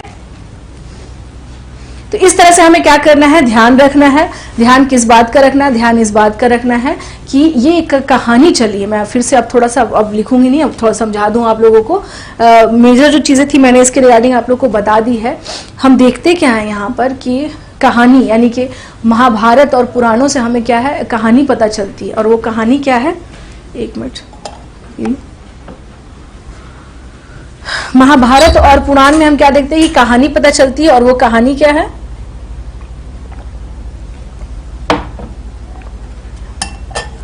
वो कहानी ये है कि चेदीराज वसु जो है, माना जाता है कि उसने ही स्टार्ट किया था बट बहुत पॉपुलर नहीं था। उसके बाद हम देखते हैं क्या कि बृहद्रथ आता है। बृहद्रथ के बाद आता है कौन सा शासक? उसका नाम था जरासंध। ठीक है, उसका नाम था जरासंध। तो जरासंध की अगर हम लोग बात करें तो जरासंध हम क्या देखते हैं कि यहाँ पर एक कहानी इसके बारे में है कि कहानी क्या है, कहानी ये है कि जरासंध की हत्या की गई किसने की थी, भीम ने की थी। और भीम के बाद सहदेव यहाँ का शासक बनता है। उसके बाद यानी एक स्टोरी ये भी है कि इस डायनेस्टी में अगर हम लोग बात करें कि 32 राजा जो थे वो और आए थे इस वंश में, और 32 राजा जो है वो आए थे। हाँ, इस वंश में हम क्या देखते हैं, और 32 राजा आए थे।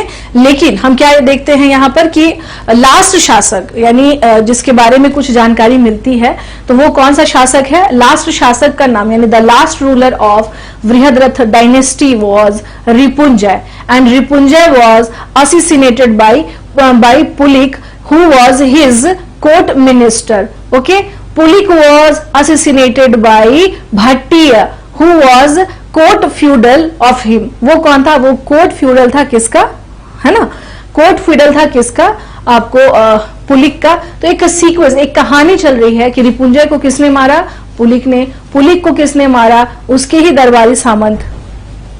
सामंत का मतलब बता दूं, अच्छा रुकिए बता देती हूं। इनका क्वेश्चन है उत्कर्ष का कि मैम फ्यूडल्स का मतलब क्या होता है।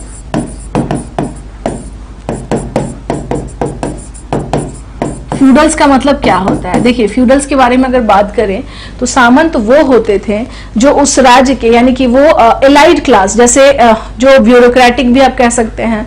एलाइड क्लास का मतलब ये होता है कि जो एक बहुत ही मजबूत वर्ग जिसको राज्य का संरक्षण प्राप्त हो, उत्कर्ष ध्यान रखिएगा, जिसको राज्य क्या करता हो, सपोर्ट करता हो, वैसे लोगों को हम लोग क्या कहते थे, सामंत कहते थे।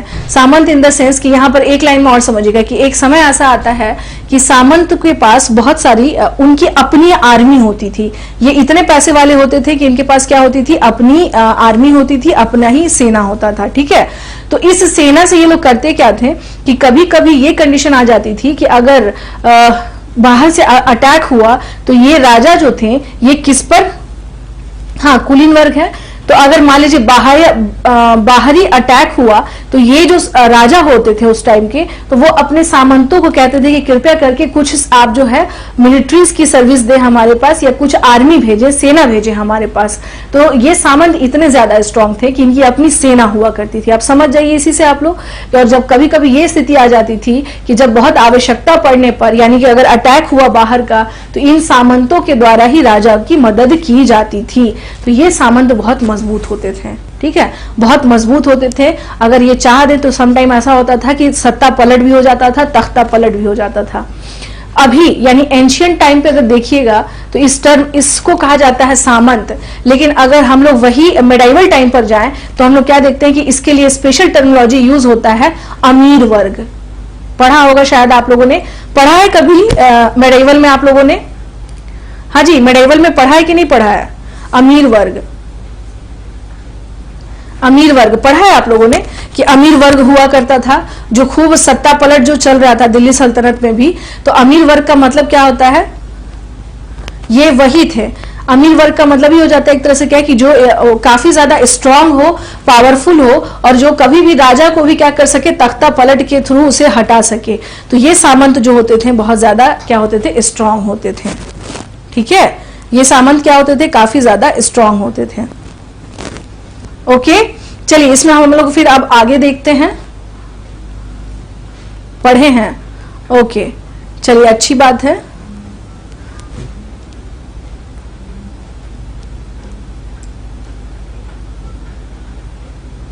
अच्छा, फ्रांसीसी क्रांति पढ़ते हैं। देखिए यूरोप का जो किसने बोला है मैम फ्रांसीसी, उत्कर्ष, यूरोप का जो है ना रिच नॉबल्स, हाँ यूरोप के अगर हम लोग सामंत की बात करें, अगर हाँ यूरोप के अगर हम लोग सामंत की बात करें तो हम लोग क्या देखते हैं कि वहां पे कुछ अलग कंडीशन चल रहा था फ्यूडलिज्म के रिगार्डिंग। यूरोप के अगर हम लोग फ्यूडलिज्म की बात कर रहे हैं तो वहां पर कंडीशन क्या है, दूसरी है। लेकिन भारत में अगर हम लोग देखें तो यहाँ कंडीशन क्या है, दूसरी है। लेकिन अगर हम लोग भारत के कंटेक्स्ट में देखें तो यहाँ हम लोग क्या देखते हैं, कंडीशन बिल्कुल अपोजिट है। ठीक है,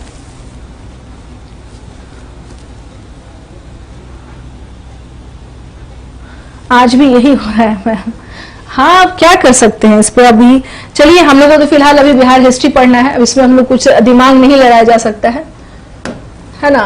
बहुत भावुक होकर के भी कुछ नहीं किया जा सकता। अपने आप को मजबूत करें, यही उपाय है। क्या नाम है, नरेश, है ना नरेश? बहुत भावुक होकर के नहीं कुछ किया जा सकता। अपने आप को स्ट्रांग करिए, पढ़ करके या किसी भी तरह से अपने आप को क्या करिए, कोशिश करिए स्ट्रांग करने का। तो हमने क्या देखते हैं, अब क्या देखते हैं हम लोग कि यहाँ पर जो है अब टाइम पीरियड शुरू होगा किसका, बिंबिसार का।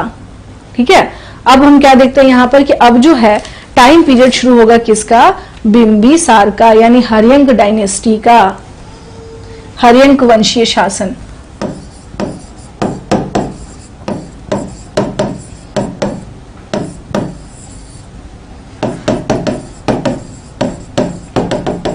हर्यंक डायनेस्टी, हम बात किसके बारे में कर रहे हैं, हर्यंक वंश का। अब यहां पर हम उसका टाइम पीरियड देख सकते हैं किसका, बिंबिसार का।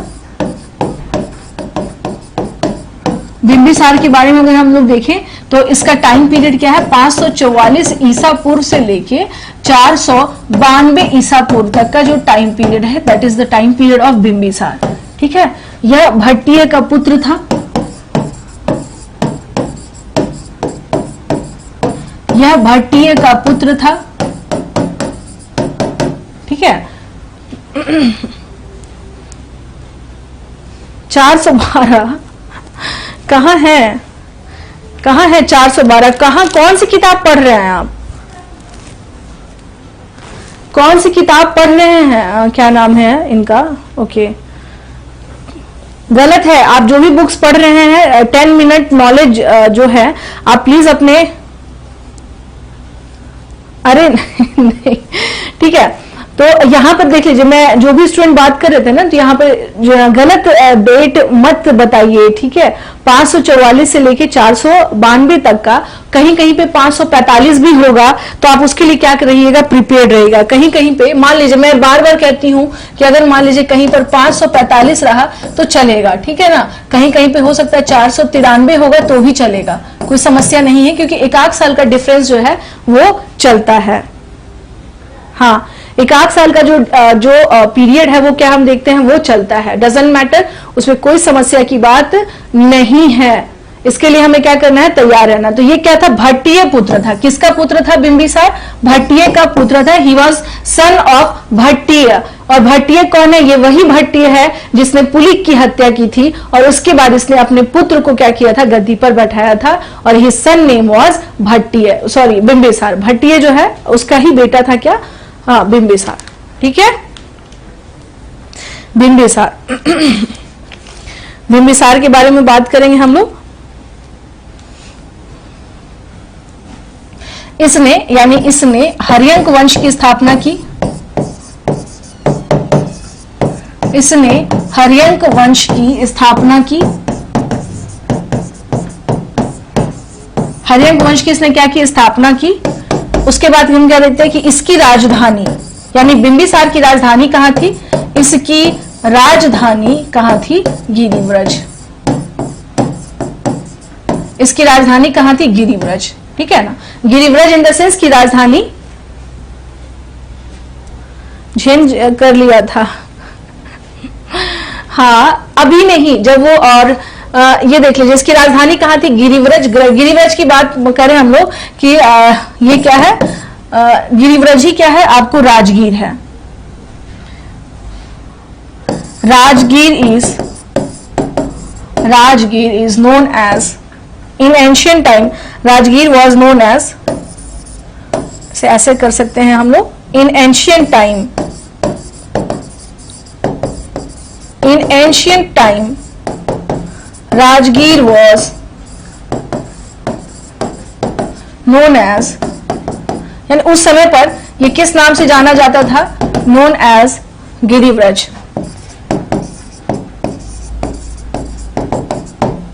गिरिव्रज के नाम से राजगीर जाना जाता था। अभी तो पहले बिहार का हिस्ट्री पढ़ लीजिए आप लोग। अभी पहले क्या है, बिहार की हिस्ट्री पढ़ ले। आज जो है, आज एक काम करते हैं, चूंकि हम लोगों ने मेन टॉपिक आज कर तो लिया ही, स्टोन एज हमारा हो ही गया, और उसके बाद अगर उससे रिलेटेड जो भी इंपॉर्टेंट साइट्स थे वो मैंने बता ही दिए आप लोगों को। उसके बाद बृहद्रथ वंश जो है हमने उसके बारे में भी डिस्कस कर लिया, जो जो इंपॉर्टेंट, क्या उसके पीछे कहानी थी और क्या था। हाँ, 5 पहाड़ियों से घिरा हुआ राजगीर की जो स्पेशलिटी है कि ये क्या है, 5 पहाड़ियों से घिरा हुआ है राजगीर। ठीक है, तो हमें करना क्या है, करना ये है कि एक बार आप लोग उसको क्या करिएगा, मैं ओनली फॉर ओके, ठीक है। तो आप लोग करेंगे क्या, करना ये है कि जो भी मैंने पढ़ाया है आप लोगों को चाहे मैंने कल वाले इंट्रोडक्टरी क्लास में भी जो भी चीजें मैंने बताई थी आपको, या आज जो मैंने आपको बताया है उसको आज जो है आज इतना रहने दें कि उसके बाद हम लोग, क्योंकि क्या है एक दिन में बहुत ज्यादा, कहाँ मिलेगा, कैसे मिलेगा, अच्छा क्या मिलेगा, राजीव गोयल, आप रविंद्राज ऐप पर आकर के देख सकते हैं। हाँ जी, रविंद्राज ऐप पर, रविंद्राज IAS के ऐप पर आप देख सकते हैं। घोड़ा करोड़ा बताया तो था मैंने आपको नरेश, घोड़ा करोड़ा जो है वो राजगीर के पास है। और अभी मैंने बताया था कि टूरिज्म जब से डेवलप हुआ है राजगीर में, तो बग्घी पर बैठ करके प्रॉपर लोग क्या करते हैं, वहां पर घूमने जाते हैं।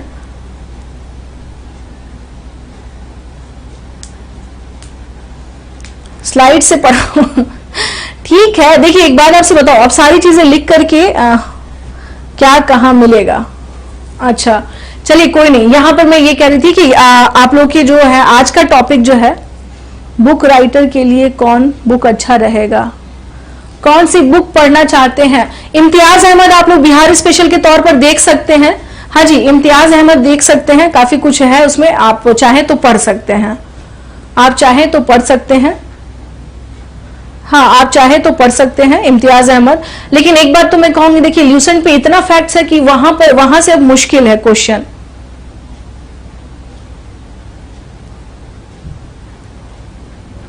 ठीक है, तो आज के लिए इतना रहने देते हैं, ऐसे भी टाइम हो चुका है। 3 to 4:30 हम लोगों की क्लास चलेगी, 3 से लेकर के 4:30 तक की चलेगी क्लास। आज इतना रहने देते हैं। अब बिंबिसार के बारे में कल वाली क्लास में हम लोग देखेंगे कि बिंबिसार ने किस तरह से मगध को एस्टैब्लिश किया और कैसे मगध जो है धीरे धीरे एक साम्राज्य में कन्वर्ट होता चला गया। तो ये सारी बातें हम लोग कब डिस्कस करेंगे, कल करेंगे। आज का तो टॉपिक क्लियर है ना, कहीं कोई समस्या तो नहीं है आप लोगों को? ओके, हाँ आज का तो टॉपिक क्लियर है ना, बस यस और नो में जवाब दे दीजिए, उससे ज्यादा नहीं। हाँ हाँ बिल्कुल, उसके लिए परेशान ना हो, आज का टॉपिक है ना ऑल क्लियर है ना, कहीं कोई समस्या तो नहीं है? ओके ठीक है। हाँ, मेरी बिहार स्पेशल की क्लास अभी 2-3 जगह चल रही है, अगर जिन्होंने भी देखा है तो कोई दिक्कत नहीं है।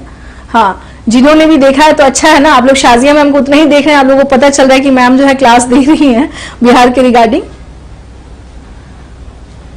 चलिए ठीक है, तो अगर हम लोग कल अब मिलते हैं, कल की क्लास में 3:30 बजे क्लास का टाइमिंग रहेगा।